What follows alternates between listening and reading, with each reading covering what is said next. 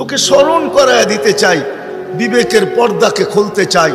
আজকে তো সবাই দুনিয়া নিয়ে আলোচনা করে, আমাদের আলোচনা দুনিয়া নিয়ে না।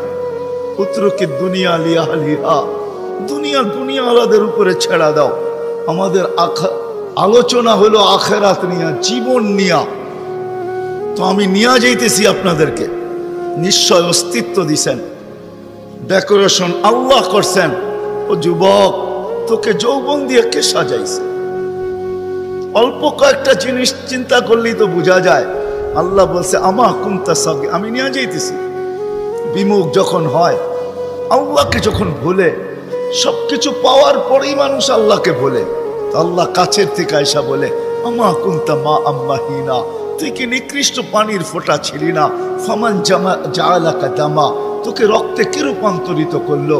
ওমান জাআলাকা মুদগা, তোকে রক্তপিণ্ড থেকে রূপান্তরিত করলো। ওমান জাআলাকা ইযামা, তোর কঙ্কালটা কে তৈরি করলো? ওমান কাসা আলাইহি লাহমা, এত সুন্দরভাবে নিখুঁতভাবে গোশতের আর চামড়ার আবরণ কে সাটায়া দিল? কে লাগায়া দিল? গোশতের আর চামড়ার আবরণ কে চড়ায় দিল? আমা কুনতা সগীরা, মার পেটের থেকে যখন আসছিলি তো তুই কেমন ছোট ছিলি? আন্দাজায় মনে হয় বলা যাবে না, ট্যাপ দিয়া মাইপা বলতে হবে। আমা কুনতা দাঈফা, দুনিয়ার কোনো মেশিন আসে নাই, মার পেটের থেকে বাচ্চাটা আসলে কেমন দুর্বল থাকে। আসছে নাকি মেশিন? হ্যাঁ, কি হুজুরদের কাছেও নাই? আপনাদের কাছেও নাই?